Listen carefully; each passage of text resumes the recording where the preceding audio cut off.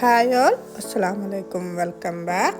എൻ്റെ റംദാനിൻ്റെ 9ാമത്തെ ദിവസത്തെ ഇഫ്താർ വിശേഷമാണ് വീഡിയോയിൽ നിങ്ങളായിട്ട് ഷെയർ ചെയ്യുന്നത്. വീഡിയോ ഫുള്ളായിട്ട് എല്ലാവരും കാണാം. നിങ്ങളുടെ അഭിപ്രായങ്ങൾ കമൻറ്റിലൂടെ അറിയിക്കുക. അതുപോലെ തന്നെ ഈ ചാനൽ ഇതുവരെ സബ്സ്ക്രൈബ് ചെയ്യാതെ ഏതെങ്കിലും കൂട്ടുകാർ കാണുന്നുണ്ടെങ്കിൽ ഇപ്പം തന്നെ സബ്സ്ക്രൈബ് ചെയ്യുക. ഫാമിലിക്കും ഫ്രണ്ട്സിനൊക്കെ ഷെയർ ചെയ്ത് കൊടുക്കും. 2 ദിവസമായി ഞാൻ ഇഫ്താർ വ്ളോഗൊന്നും ചെയ്യാത്ത പിന്നെ 2 സ്നാക്കിൻ്റെ റെസിപ്പിയാണ് ചാനലിൽ അപ്ലോഡ് ചെയ്തിട്ടത്.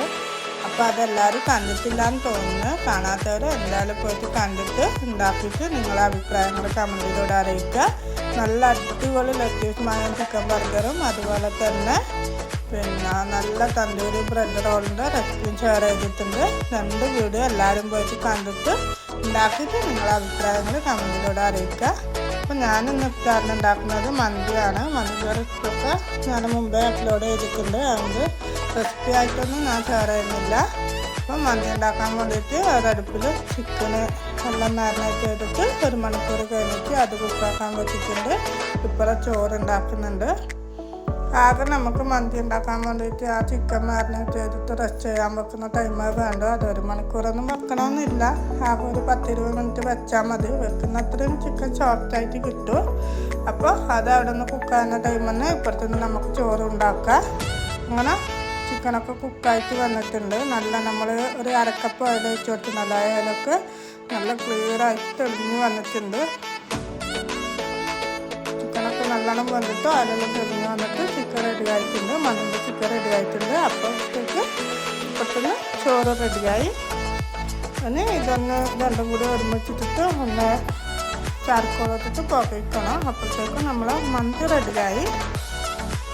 അപ്പം പത്തിരിയും ബീഫ് കറിയും ചിക്കൻ കറിയും അതുപോലെ തിന്നുമ്പോൾ നമുക്ക് ഒരേപോലെ തിന്നുമ്പോൾ നമുക്കൊരു ദിവസം നോമ്പുള്ള ടൈമിലായിട്ട് നമുക്ക് എന്തെങ്കിലും ഉണ്ടാക്കിയാലോ എന്ന് അങ്ങനെ ഉണ്ടാക്കുന്നതാണ് കേട്ടോ. പക്ഷെ ഉണ്ടാക്കി കഴിഞ്ഞിട്ട് കഴിക്കുമ്പോൾ വിചാരിക്കും കഴിയുമ്പോൾ വേണ്ടാന്ന് നമ്മൾ ഓരോരുത്തരും മതി എന്നുള്ള ഒരു ചിന്ത വരും. ഇതിപ്പോൾ നമ്മൾ ഇൻസ്റ്റയിലും യൂട്യൂബിലൊക്കെ റീൽസ് കാണുന്നില്ലേ, ടൈം അത് വേണം ഇത് വേണം എന്നൊക്കെ പറയും. പക്ഷെ നോമ്പ് നിൽക്കുന്ന ടൈമിൽ നമ്മൾ വെള്ളം കുടിച്ച് ജ്യൂസൊക്കെ കുടിക്കുമ്പോഴൊക്കെ പിന്നെ നമുക്ക് ഫുഡൊന്നും കഴിക്കാൻ പറ്റാത്ത ഒരവസ്ഥയിലാണ് ഉണ്ടാവുക. അത് തന്നെയാണ് കേട്ടോ എല്ലാവരുടെയും അവസ്ഥ. അങ്ങനെ ഇന്ന് പത്തിരി ഒറോട്ടി വേണ്ടാന്നുള്ള ഇതിൻ്റെത്താണ് മന്തി ഉണ്ടാക്കിയത്. പക്ഷേ മന്തി ഉണ്ടാക്കി വെക്കുമ്പോൾ കഴിക്കാനൊന്നും പറ്റിയിട്ടില്ല. ഒന്നാമത് ചൂട് കാരണം ഒന്നും ഫുഡൊന്നും കഴിക്കാൻ പറ്റുന്നില്ല. കുറേ വെള്ളം കുടിക്കുക ജ്യൂസ് കുടിക്കുക അങ്ങനെ ആയിട്ട് ഫുഡൊന്നും കഴിക്കാൻ പറ്റാത്തൊരവസ്ഥയാണ്. അപ്പോൾ നമ്മളെ മന്തിയൊക്കെ റെഡിയായി. പിന്നെ പ്രത്യേകിച്ച് പണിയൊന്നുമില്ല. പിന്നെ കുറച്ച് സ്നാക്കും കൂടി ഉണ്ട് ഫ്രൈ ചെയ്യാൻ. ഫ്രോസൺ ചെയ്ത് വെച്ച കുറച്ച് സ്നാക്കുണ്ട്, റോളും കട്ട്ലറ്റും ഉണ്ട്. അപ്പോൾ അതും കൂടി ഒന്ന് ഫ്രൈ ചെയ്തെടുക്കുന്നുണ്ട്.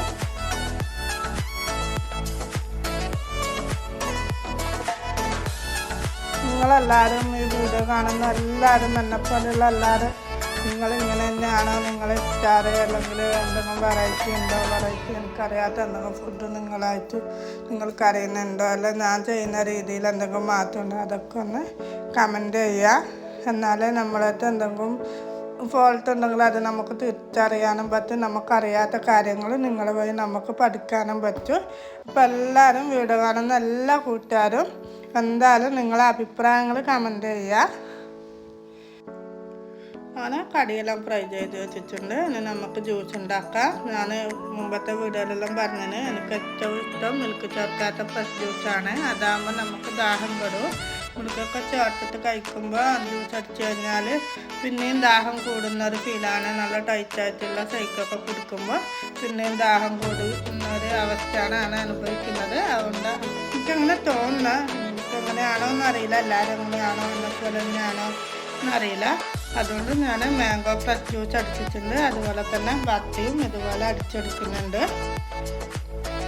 ഒരുപാട് ജ്യൂസ് ഇങ്ങനെ ഫ്രഷ് ജ്യൂസ് തണുപ്പിച്ച് കൊടുക്കണം. അതുപോലെ കുറേ വെള്ളം കുടിക്കണം, കുറേ ലൈം കൊടുക്കണം. അങ്ങനെയുള്ളൊരു ഫീലാണ് കേട്ടോ ഇപ്പം അനുഭവിക്കുന്നത്. അതുകൊണ്ടാണ് ഇതൊക്കെ അടിച്ചു വെക്കുന്നത്.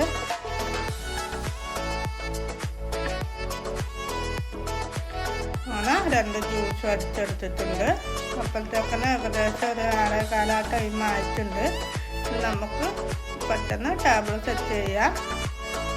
ഇത് അതിൻ്റെ ഇടയിൽ മന്തി ഒന്ന് പൊട്ടിച്ചിട്ട് എല്ലാം ഇളക്കി ചിക്കനെല്ലാം മടിയിലെല്ലാം ഇളക്കി ഒന്ന് ചോറ് കോരി മാറ്റിയിട്ട് ചിക്കനെല്ലാം എടുത്തിട്ട് ഒന്ന് വിളമ്പിയെടുക്കണം.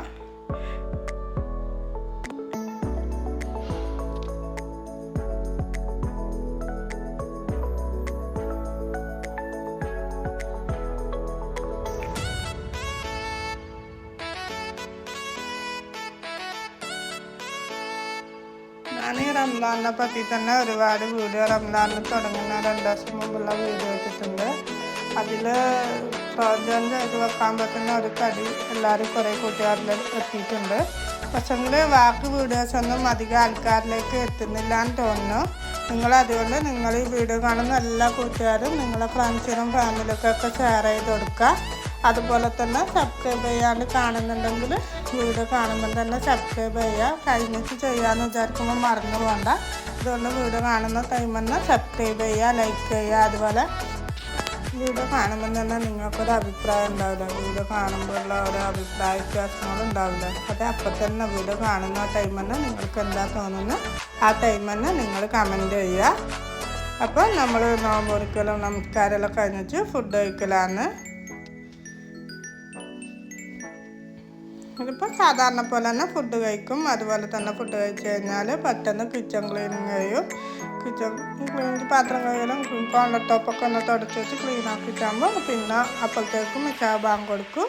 പിന്നെ തറാവി നിസ്കാരം ഖുർആനത്തൊക്കെ കഴിഞ്ഞിട്ട് ലാസ്റ്റ് ഒരു 10-10:30 ആകുമ്പോൾ ഇതുപോലെ ഇന്ന് കഞ്ഞി ഉണ്ടാക്കിയിട്ടുണ്ട്. കഞ്ഞിയും നമ്മൾ ഉണ്ടാക്കിയ സ്നാക്കും കൂടി പിന്നെ കഴിക്കും.